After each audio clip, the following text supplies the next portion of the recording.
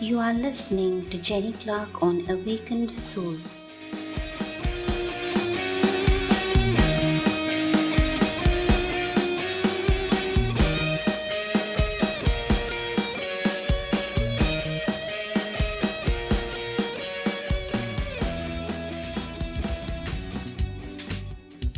Would you consider yourself a spiritual person, and how do you feed your soul? Because you give so much of your soul into acting. It is like giving your soul. When you put on all these characters and you entertain an audience, it's like giving part of your soul.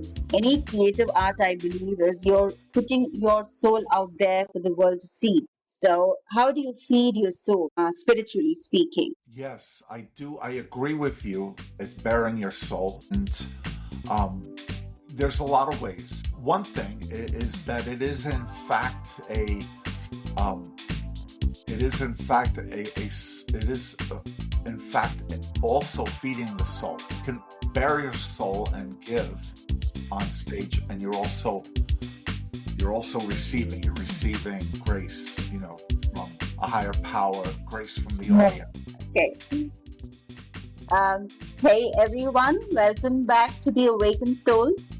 Today I'm really thrilled to welcome the incredibly talented actor Kevin Anthony Ryan to our Awakened Souls podcast.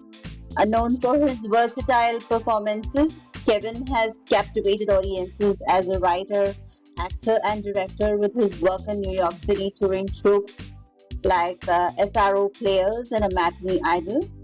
His directorial debut was with the theatre studio in NYC, directing Rainer Werner Fassbinder's Petra Van Kant and Bremen Freedom.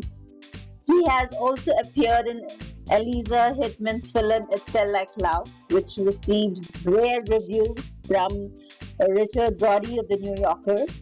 If you are intrigued by his incredible acting portfolio, allow me to let you in on a secret. In the next few minutes, we are going to dive deep into his fascinating career and experiences. Kevin Anthony Ryan, welcome to the Awakened Souls podcast. Hello there. Hi, Jenny. That introduction sounded so good that I was wondering who you were talking about for a while. Sounds good when you say it. Sounds good when you say it. It's Yeah. all about you, showing Hey, that you accomplished so much.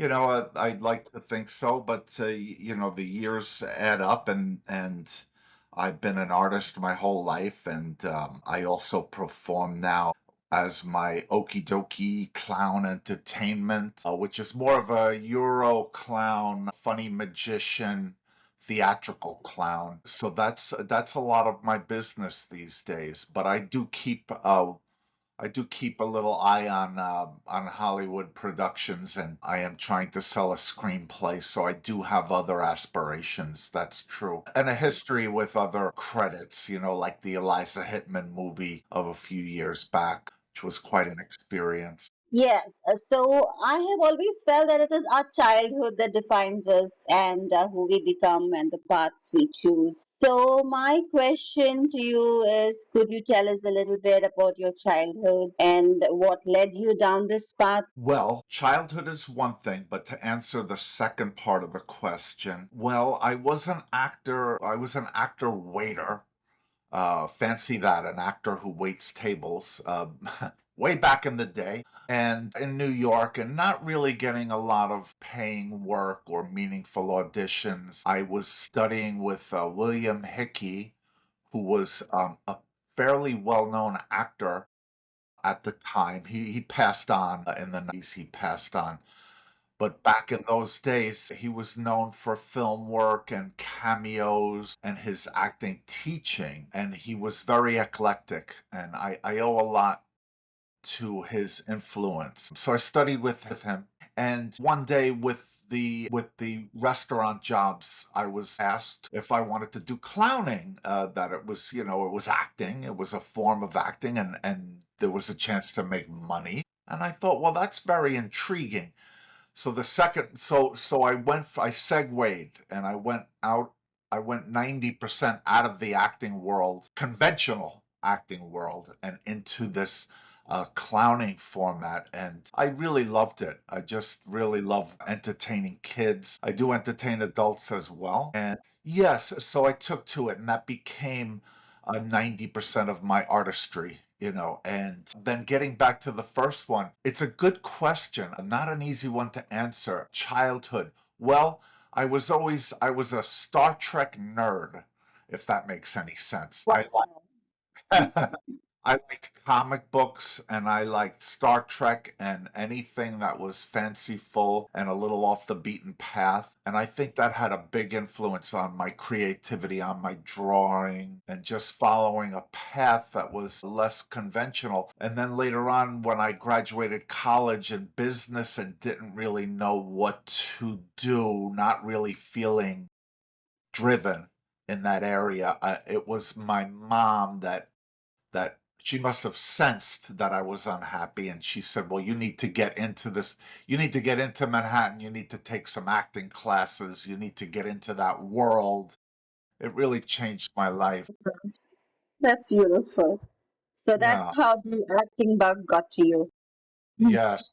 Yes. Absolutely. Uh, could you tell us a little bit about your children's entertainment company? I was looking at your website and your portfolio, and that sounded something very interesting. And so I wanted to ask you about it. Sure, thank you. Well, when I first started, I worked with a couple of agencies, and that was okay. It was good and bad when you are not in charge. And I remember early on, they said a theatrical hobo clown, a circus tramp. A couple of companies said that look doesn't work for kids' parties, and I that was very disconcerting. And I stuck to my guns though, and I invented the Okie Dokie character. My character's named Okie Dokie, and Okie Dokie Entertainment. And I stuck to that persona, the sad circus hobo, the tramp. This Emmett Kelly was the famous clown from the 50s, I believe was his heyday. But he was in other eras, but the 50s was, I believe, when he peaked. Very well-known clown that you would see pictures of in paintings. The thing Charlie Chaplin perfected it. Well, That persona. yes, absolutely he did. But the look, Charlie Chaplin basically had a look that was not necessarily a clown. His persona was The fully clown. person. No, he is one of the greatest clowns that ever lived, but not have the typical clown look or even a clown. He didn't have clown makeup. He just had the clown persona, but he was Yeah, amazing. I yeah. stuck to my guns. I stuck to my guns and kept the look that I liked, and eventually started my own company. And kids love my look, and it's not scary like some clowns can be very scary in today's day and age. They love to capture a clown image and put it in a horror movie or something. Yeah, and kids that were afraid of clowns were not necessarily afraid of me. Not usually. Once every few years, I will see a kid that's afraid. It does happen. It's inevitable, but it's very. How do you handle it?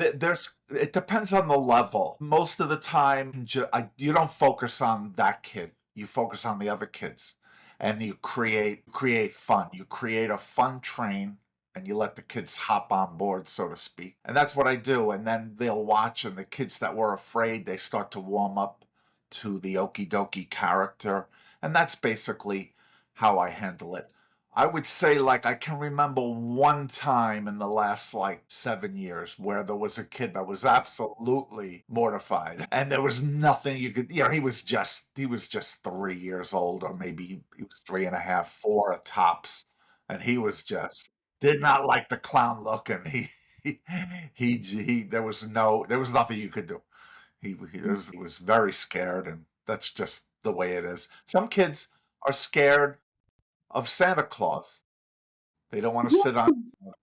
They don't want to go near. They're crying as soon as they see Santa Claus. That Because can happen. Santa Claus horror movies too, and they make TV shows like Supernatural, create these characters which, yeah, demonize certain fun characters actually. Santa Claus. Santa Claus. Yeah. So, Um, what's the most unexpected thing that's happened to you on a film set or on while you were acting that still makes you laugh and when you think about it? like the question, and you're saying specifically for film or stage? Or stage in your acting career? Okay, I did a stage play once, and there was it was from a play called Ladies in Retirement. Not a well-known play, but it was a very good play, and I had a very good part. It was he was sort of a Cockney guy, you know. So, you know, he was from England, and you know, just sort of a underhanded lad, you know, bit of a grifter, you might say. And so I played this part, and there Did you was get the accent down? yeah, I would say the accent I got down pretty fast. I might need to work. Like some actors can flip a switch and do the accent. I usually have to gravitate towards it in rehearsal and get into the vibe, you know. But the Cockney one I seem to remember. But Yeah. I had that play. Unfortunately, there was a an actress that I had a number of scenes with, and it was midway through the play, and she got into an argument off stage with the director, and a very cantankerous argument, which happens in the acting world more often than other places. And she left, she quit the show. I was on stage waiting for her entrance, and I said, Lucy, Lucy, come on, Lucy, where are you? Come here this instant. Wondering where is someone said to me, she quit the show, she's left the building. Now I'm in the, you know, and I'm on stage. They whispered that to me. So I had to finish the scene as a monologue, and I was able to do that. I kept the scene going. I was, you know, her lines, I was thinking to myself, and I questioned myself, and then I answered myself. Don't ask me how I got through it. I just, I got, I got off the stage, and everybody was like that. What do we do for the rest You covered it up. of the show? Yeah, Amazing. yeah, it was Amazing. something, really something. Yeah. Is there any role you have played that challenged you emotionally or physically? Yes, I mean, well, they're all challenges, you know. I played a cameo in a Shakespearean play. Was let me see, that one was Macbeth, and I played a cameo, and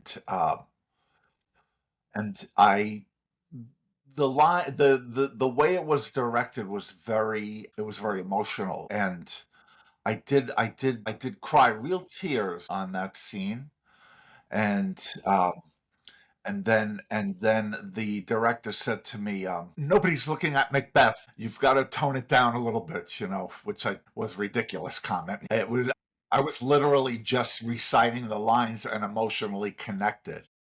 It wasn't like I was doing jumping jacks on stage. Some actors do things so they can be seen. Hey, look at me, look at me. It wasn't like that. It was just that I was emotionally connected, and I cried during my lines. There was, you know, tears coming Wow. down, and that was In a becoming turn. all the roles are a challenge, you know, like, and that's the way I think an actor has to look at them. You have to do the work and find the challenge and embrace it. And it's very you don't want to coast through things with Yeah. acting most of the time. I think we really have to get into the shoes of the character, in my opinion. Yeah. And feel the character. Do you actually live in it till the end of the production? There are some people who actually get into the skin of the character and then they just can't get out of it. I've heard. Well, I think that I don't think that that's true. I mean, I know what you're saying. But I think that if these actors that play the part off stage, I think that might be a bit much. Although I would say, like, for an actor that does, like, for an accent, if they go in, they do the accent on and off stage or on and off camera to get into that role. In that regard, I think for an accent it can be helpful. I think there's a balance, in other words. I think you could do a little bit of it off stage, off camera, but not to go overboard. let's face it, if the theater is suddenly on fire and they say, the place is on fire and you got to get out, and say, they're going to forget about their character. Yes, They're not yes, going to see the character then, so there's you draw a line. I think you draw a line, in other words. yes. So you worked on various projects, and what's one scene you are most proud of, and why would it stand out for you? Let's see. The one I am the most proud of, I would say I can't answer about what was the most proud scene, but I can because I would have to think about it. But just any scene that was very a prideful moment. So there was Fassbinder's play Bremen Freedom, and I played an 80-year-old man.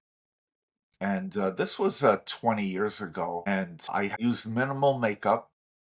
And I found out that most of the audience, or a good part of the audience, thought that I was an old man. I had the physicality. I just did the bare minimum. I didn't have any gray. I have a little now, but I took some baby powder and created a little gray. I darkened my lines a little bit. I had this very temper here. He was a crotchety man with a German accent. Okay. And so and then they thought, I was, in fact, I was dating a girl that was with a friend, and her friend said, which one are you dating? She said, that guy that's talking now. She said, you're dating the old man. He's not that old. He's a good actor, so I got. That is good. How do you collaborate with directors and other actors, to bring a scene to life? Do you have to rehearse a lot, or Sure, for is it play, more spontaneous? you have to rehearse a lot because you want to, there's usually, just to get the lines right and to get your vibe and react off the other actors, that alone takes rehearsal. And then if you have a director that wants specific things at specific times, the blocking, which is the movement, to be on stage right or stage left on a certain line, to cross on a certain line, these kind of mechanics, the mechanical ends, they require rehearsal as well. So there are things to work out. And then there's the ego conflicts between actors and directors, which is pretty much every play I've ever been in has had some of that with somebody. It's almost never an easy, flawless drive. It's there's always bumps in the road No, with just wondering about that. yes, yes. So recently, The Brutalist faced some rumors before the Oscars when a few people online claimed that it allegedly used AI assisted voice alterations, if you remember. And although the film's director, Brady Corbett, told The Hollywood Reporter that technology was not used to change the actors' performances. So, what do you think about the influence of AI on movies and television today? How do you see it? Well, it's not a black and white issue, as in it's not like we haven't had misleading things in film, and now all of a sudden we have people years ago were using body doubles for scenes where they were showing a body, and that is misleading. So where does it end and where do we draw the line? And we're just scratching the surface now because AI is a new phenomenon. Now they can It make, could take over your jobs. yeah, they can put people out of work. They can, Yeah. that you need 100 extras, featured background actors in the background. You could use AI, and then you don't have to spend money in the same way that you would with 100 actors, in the background. And then is that fair or not? These are very difficult questions to answer. They're good questions to consider, but I don't really know how to answer that. And I did not see The Brutalist, so I heard good things about it. I would like to see it. It's on my list, but I haven't seen that one. But there's AI now in so many movies. So Do you think AI needs to be regulated? maybe some policies in place. Possibly, but then it still becomes then a very difficult vehicle to police. And where do you draw the line, and who decides what's crossed the line and what hasn't? These Yeah, are issues that, and not just in the acting field, but just in the world, that will, you know, have to be uniform everywhere then. Yes, yes. yes. So there's a controversial question now. We heard all about actor and director Justin Baldoni's controversy, and he recently appeared on the Jen's Talk podcast and talked about suffering from anxiety over the recent developments in his life. Though we don't want to comment on that, I would like to ask how actors deal with rejection and stress. And do you have any life experience regarding things when maybe a memorable role or audition when things went wrong for you and it brought stress into your life? Anything you'd like to share? Yes. So let's see. It's a known fact that rejection is part of the business, and it's something that happens. It can happen at the top. If you talk with actors and or listen, even if you listen to actors being interviewed, and the top of the top will say, I'm just for an example, a hypothetical example. They if you ask, De Niro at a part about a part, and he says, well, they were interested in me, but they went with Al Pacino, and let's just say, I don't know if that ever happened, but let's just say it did. Even at the top, there can be rejection. And so you have to have a thick skin. You have to be focused on the next thing that you want to do for yourself. You set your goals, and then you let go of the outcome. I'm going to borrow it in my life. You have to develop a thick skin.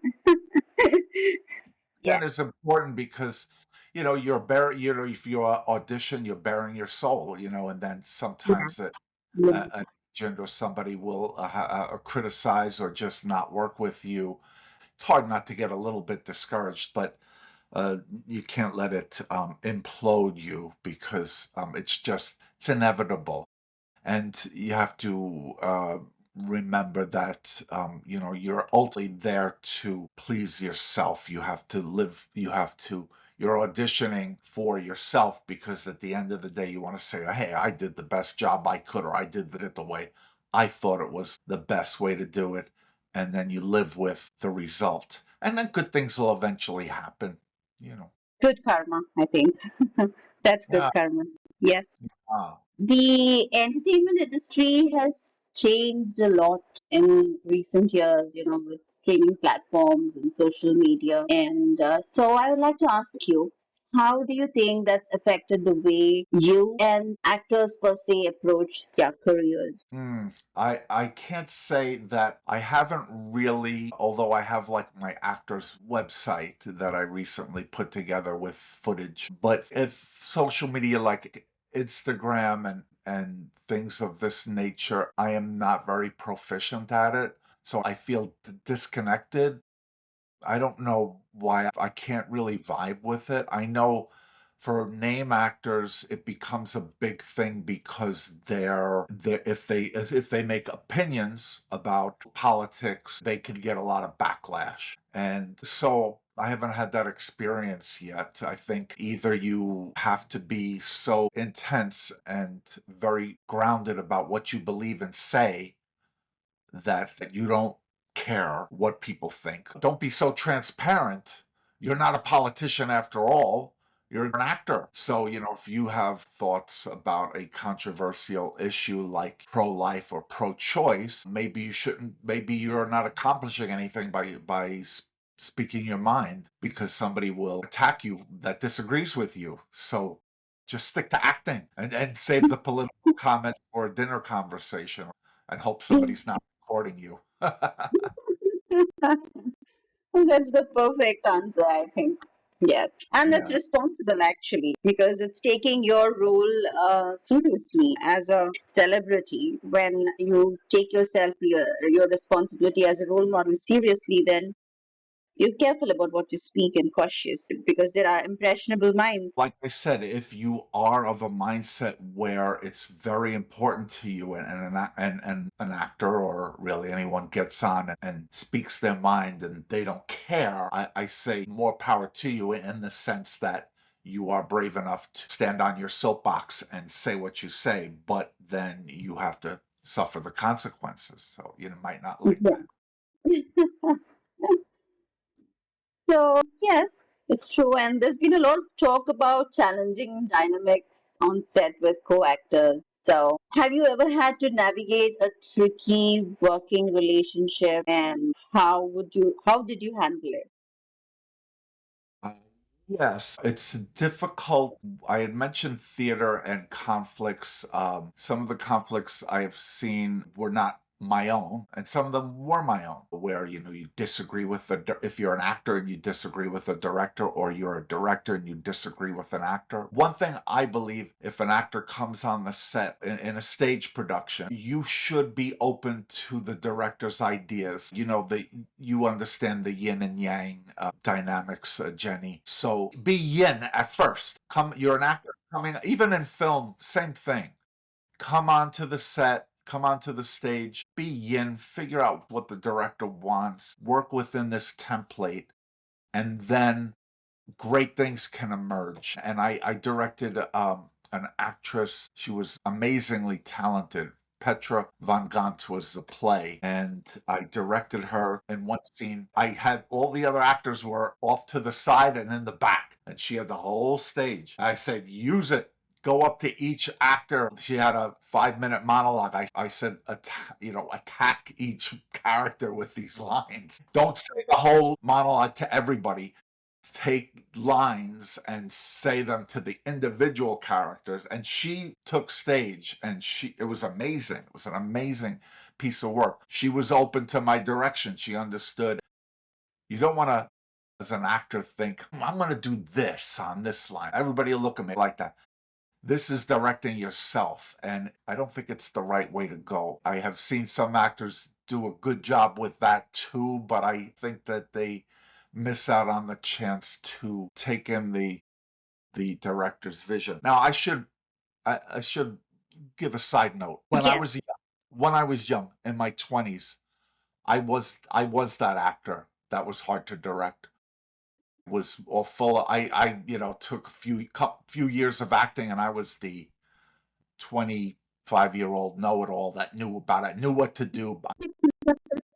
So I learned from my mistakes. At one point, I sold knowledge, I bought bewilderment. My point is that I was that actor. I was hard to work with back in those days. Not now. Now I work with directors that work with me. I listen. I listen to them, get their vision first, and then build on that. That's beautiful. And that's Yeah. perfect. That's your director's dream then. Yes, it's hopefully you get a good director. That's important too. Everything's a learning experience, and this is something that nowadays actors do so often come on with their own agenda, and a lot of directors come in open-minded, and a lot of times it is the director that comes in yin and says, okay, do that on that line, okay, and they're kind of malleable. So there's more than one way to work it, and I understand that too.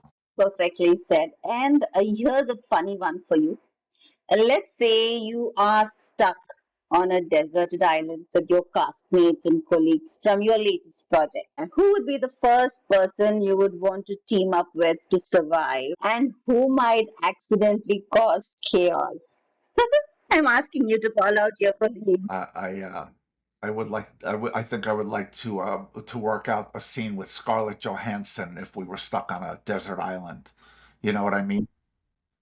I know, but you weren't asking in that vein. I understand that. I have my good friend Bettina Sky. We've worked together many times. She's a very talented actress, and I would like to work on scenes with Bettina. Uh, she would be she would be my first choice in terms of a harmonious work relationship. She sounds like she's your friend too. She's my friend. Yes, I've seen her act many times, and we both studied with William Hickey, and he was about transcending the stereotypes and being emotionally connected to the scene and what's asked of it. And this creates a wonderful dynamic, because a writer might have one thing in mind. You don't want to disregard what a writer had in mind when they write a play. Willie Loman in Death of a Salesman, he has problems starting to lose it. Having trouble with his fantasy world is starting to come into his reality. What is that like? So if you're doing the honest, organic acting, you discover what that is for you. And then doing this in the organic way, you don't know how the emotional life is going to take on a life of its own. And that's very interesting. But if you presuppose ahead of time, this should be like this line should sound like this is not a good way to work. And this is something that William Hickey used to talk about, instilled on his students. So I always got a lot out of that. Sounds like you had a great mentor. Yes, thank you. Yeah, I would say so. Your audience could find him online. William Hickey is the actor's name, and he has a rich film history. And he would go in and work on. He would be on a set. He would work, and he was always very memorable. Wow. So, looking ahead, what projects are you most excited about, and how do you see your career evolving in the coming years? Have a screenplay I've been working on and off for many Yes, years. yes. Yes, it's a version of it's based on Frankenstein. And the thing is that this year there are two new Frankenstein movies coming out, and I don't know what they're going to be like. I don't know what the plot line will be. And I'm hoping that there are not ideas that are very reminiscent of my play, because there's not much I can do. If they have the same ideas as I do, then it's going to be a project that I'm going to have to I'm going to Shell, have to no, don't do that. When I first heard, when you first told me that you are writing a screenplay on Frankenstein, I was so excited for you because I just love Mary Shelley's work. Please, just do it. I'm sure it'll be something different. I'm there with you, and I'm right. My script the script is never finished. You're always doing one update after another, right up until the shooting date. I have a couple of very exact ideas going on that are original in my screenplay that I hope. If they're exact, then I have to move on to something else, because then my ideas are not new anymore. And that happens too. That happens, and it's about that thick skin. Getting back to that happens in show business. There's many stories about people that have a script idea, and then they see it on film, like somebody else that was the same idea I had, and that happens more than you would think. That happens a lot in the creative world. Like if you get an idea, there's somebody else thinking about it. So you put that idea out into the universe as soon as you get it into your head. That's what I think too, because Very it's happened to me so many times too. So Yes, I wrote a story. I was writing dialogue about there's an actor from the East that was in the this old Superman series. George Reeves was the name of the actor. He died of a mysterious suicide, 1959, I believe. And I had some dialogue about his whole experience, because he had this fascinating life. And then I didn't do much with it for a while, and then a movie was coming out. They had a movie with Ben Affleck as George Reeves, and I loved the movie. It was terrific, but it did render my idea rather superfluous. I did take my material and I brought it to the stage, and I put a little something together, so it wasn't totally fruitless, but it was just one of those things where, like you said, the idea is out there. Somebody, other people have it. You move forward. Somebody could take the idea. But that was a great movie, though, Hollywoodland, about George Reeves, who was a very interesting person. And it was one of Ben Affleck's fine performances. yes. So recently, actor Anthony Mackie said on the Pivot podcast that luck plays a bigger role in success than we often admit. So, what's been the luckiest break in your career so far? that you feel? I think to comment on that first, the concept that he's talking about, I believe that there's some truth to that. I also believe to a certain extent we make our own luck, and certainly what's that saying about opportunity meets effort meets opportunity creates luck, so something like that. Because sometimes I'm an artist more than I am a working actor, artist minded, and you have to work. Yes. So luck won't unravel at your feet unless you put wheels into motion. I felt lucky getting out of the restaurant business and getting into entertaining children, learning the art of clowning. I thought that was the luckiest thing that ever happened to me because I got the chance to be a performer all the time. Yeah. Have your inner child out. It's a fun job, man. Yeah. It's like stand-up comedy for children. Yeah, It's absolutely. always something.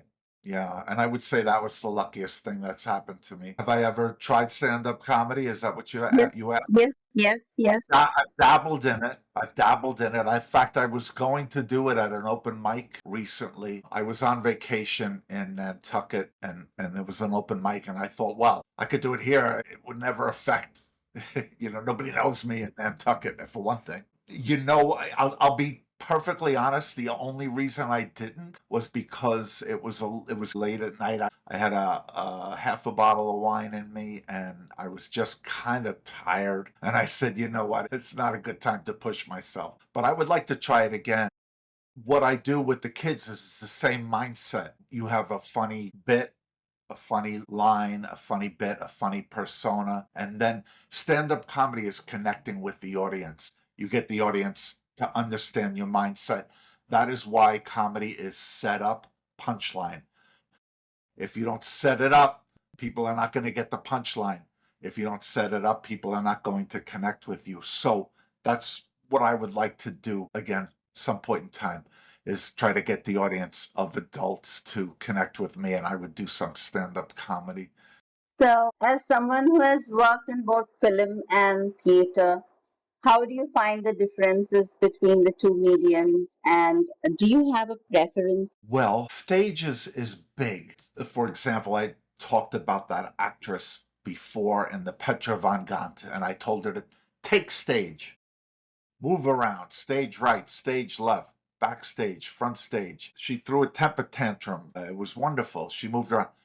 In film, you probably wouldn't do that because in film, you can get the whole monologue. You could do a close up on the whole monologue if you wanted, and a couple of reaction shots.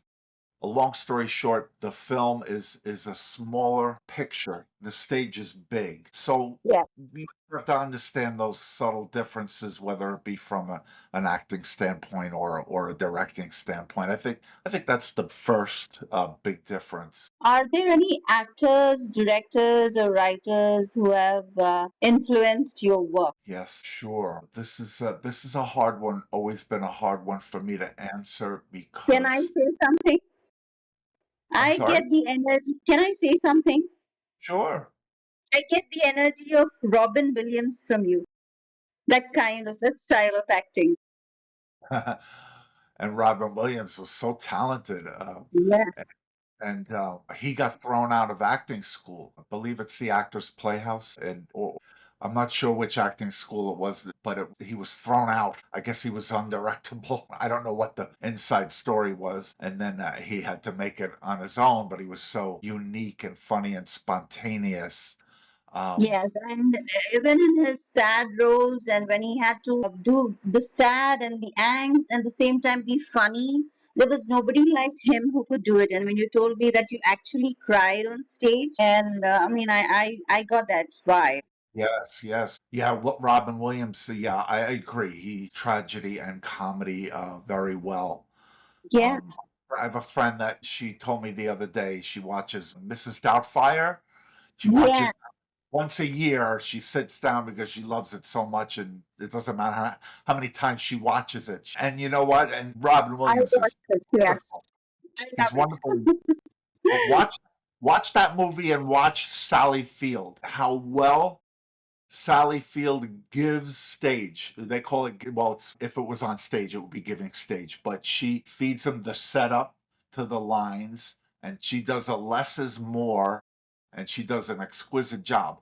You wouldn't notice, you don't think about, oh, Sally Field's performance, but if you're an actor and you're watching it close, you'd Yeah, see how well she does that role where she is I like noticed. the I fourth. noticed. You know, Yes, right? So yes, yes. there's another actor who like just incredibly talented that can do Sally comedy. Field was, yes, Sally Field was equally good in this show, Brothers and Sisters. Yes. She Okay. plays the mother in it, and yeah, she has this presence where she doesn't overpower the other actors, but she's so subtle in her style. Yes. Yes, and then if she needs to turn it on in a part that does call for a, you know, a bigger. She played Sybil, which was from many years ago. It was a disturbing but powerful film about a woman with multiple personality, and she's able to also play the big parts. If Yes, she called does. called for. She's got a very wide range. But you're right, Jenny. She can also do a less is more. Uh, Yes, I've seen that. Yes. So we did a segue into Robin Williams, but I was actually wanting to ask you: Are there any actors or directors or writers who've influenced you? It's a good question. When we finish the interview, I'll say, "Oh, I know which one." I have a very specific one. My favorite modern day actor, he passed away a few years back, but I think Philip Seymour Hoffman was so talented. And Yeah. I understand there are some people that my sister doesn't like the characters he plays because he could play creepy guys, but his skill level, oh my goodness, he just literally became the part. And If you I didn't like the character because it played the negative role, that means they really did a good job. yeah, yeah, and he could really become those characters. So I would like to gravitate towards, his kind of ability to play this range. Maybe I could also play the more grounded roles, but he could do that too. Yeah. But he was one of my influences, I would say, or somebody I would try to emulate their career. So, what are some common misconceptions about the acting industry? Any myths or urban What legends about part of the what Hollywood? was I don't know. The only thing that popped into my mind was that some people see a great performance, or they'll talk about a line or a scene, and I'll know, being an actor, I'll know that the actor was probably directed to do that. So people, maybe non-actors, might see a scene and not understand, like, what's the director's input and what's the actor's input and the writer's input, and where the lines are drawn. There's also scenes that are totally improvised, like Young Frankenstein, when Gene Wilder is on stage with the Frankenstein monster, and Frankenstein is in chains, and he's and then I don't remember the movie exactly, but something happens and the audience is very upset with something, and they're booing, and Gene Wilder starts doing a little song and dance like routine, and he starts saying to the monster, don't leave me just standing here, come on, do something. And the Frankenstein monster doesn't understand. It's a hilarious scene, and I've read that it's something that was not scripted. It was something that Gene Wilder came up with on the spot. So, long story short, an audience might not know what was improvised, what was the actor's input, what was the writer's input, but that was a very cool scene anyway. But there's a lot of work that goes on behind the scenes to get that thing that we actually see by the time everything comes out on screen. True, true. And as I understand it, as I heard the story, Gene Wilder asked permission, of course, from the director, Mel Brooks, and had an idea in the moment, and Mel Brooks was smart enough to say, yeah, let's try it. Turned out to be one of the great scenes of a great movie. So, just last two questions. Sure. How important is training and learning in your profession? Is it a continuous learning process, or do you think that once you are an actor and you've done certain amount of roles and you don't need to train anymore? No, I think you keep learning. If you keep going and you have an open mind, you keep learning. Closer to fine. I always yes. There's a I study martial arts, Tai Chi and Wu Mei Kung Fu, and Me too. oh, wonderful. Tai My Chi and Qigong. Okay, good. And I've had a couple of very advanced teachers, and there's a saying, no fixed self, Mm-hmm. meaning you're always at about, as you're learning and you proficient, when you're at that level, that you're really only at, this is my interpretation of what it means. That you're only at 90%, you're only at 95%.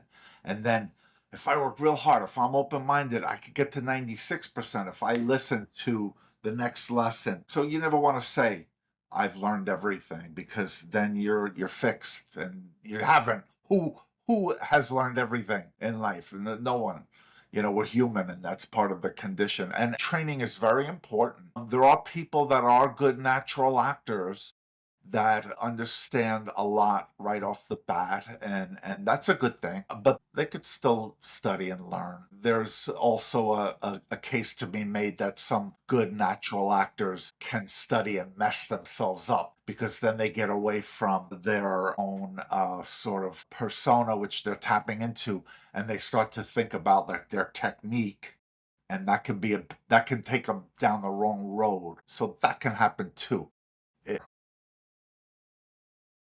So, would you consider yourself a spiritual person, and how do you feed your soul? Because you give so much of your soul into acting. It is like giving your soul. When you put on all these characters and you entertain an audience, it's like giving part of your soul. Any creative art, I believe, is you're putting your soul out there for the world to see. So, how do you feed your soul, spiritually speaking? Yes, I do. I agree with you. It's bearing your soul. And um, there's a lot of ways. One thing is that it is, in fact, it is, in fact, also feeding the soul. You can bear your soul and give on stage, and you're also receiving. You're receiving grace, from a higher power, grace from the Yeah. audience. It's a very therapeutic, it's a very Yeah. Yes. phenomenal. So Yes. that's one thing. Also found the Tai Chi is therapeutic. Yeah, morning pages, which is automatic writing, which I first heard about from the author Julie Cameron. Yes. Automatic writing is, yes. For me, writing is very therapeutic. Well, yes, and you've written books, and I look forward to hearing more about that. But automatic writing, which is spontaneous, literally things that Yes, come in. it's just writing whatever comes into your mind. Julie Cameron, I believe she says 20 minutes every morning, and I've done that for many years on and off. I'll go in a phase, I'll say I'll get back into morning pages. That's a good therapy. It's a good Yes, I do a lot of journaling like that. tool. And I read a lot of spiritual books. Um, Esther Hicks, Abraham Hicks, Don Miguel Ruiz, Neil Donald Walsh. These are some of the authors that I've read. It's like food for me. I just love it. It's very helpful, very helpful. Kind of Yes. like what do they call it? A self-help addict. Is that the word they say? A self-help junkie. If you're saying it as in somebody who reads self-help junkie, they read but they don't change, but they read one book after another and they're still the same, then it can be like a negative connotation. I'm not saying it in a negative But way. you're already having some spiritual practices like Tai Chi. You're working with energy already. So that is beautiful in itself. Yes, Tai Chi is very good, very therapeutic, and It is. I practice it every day. Yes, I practice it nearly every day, and maybe 20 years of that, or Wu Mei Kung Fu. I had a couple of influential teachers, Sifu Ken Lo, first and foremost, but also one of his students, Sifu David Berman. These two teachers were very profound and very intelligent, so they passed on a lot to me They that I. sound beautiful. They sound wonderful. So, as a parting advice, or what is the one piece of advice you would like to give to the young people, the youth joining the acting career, and someone who's just starting on their journey and on stage or in Hollywood? What would be your Sure. advice to them? Well, you want to follow your heart. If your dream is to become an actor or related field, follow your heart. So don't give up on it because, or don't settle for another field because you just won't be happy and just doesn't work. You want to receive spiritual energy. Your spirit energy wants you to follow them. They want you to follow this energy.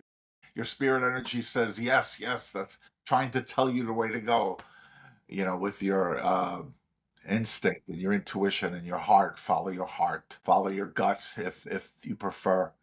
These kind of axioms are very good Yeah, I because, believe in that too. I yeah, believe in yes, listening to the third eye or Agnya Chakra.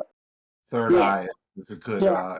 yeah, because life isn't always so logical. Where you have the left brain and the right brain. The left brain is the logical brain, I believe, and in the acting world is not always logical, and you're going to fail too. That's part of the process. You're going to have failures, and you want to have resilience. Yeah.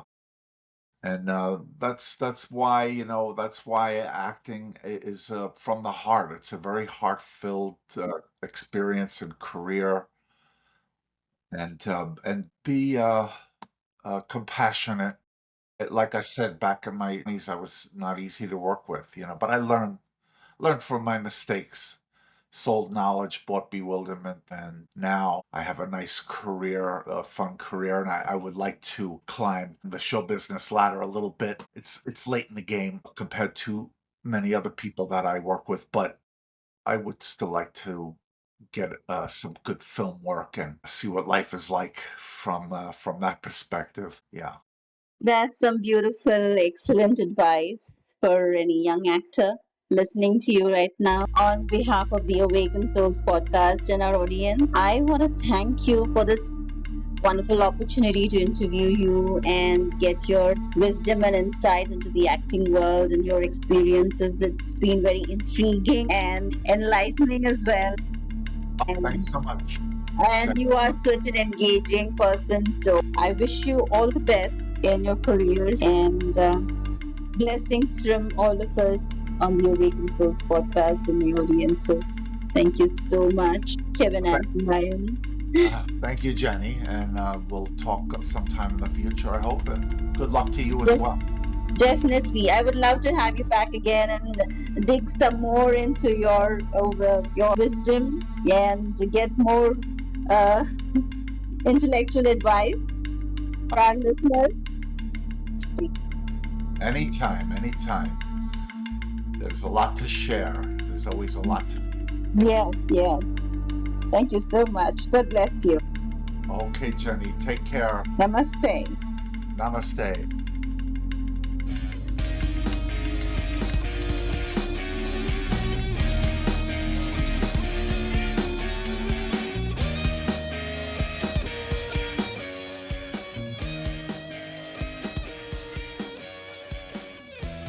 You are listening to Jenny Clark on Awakened Souls.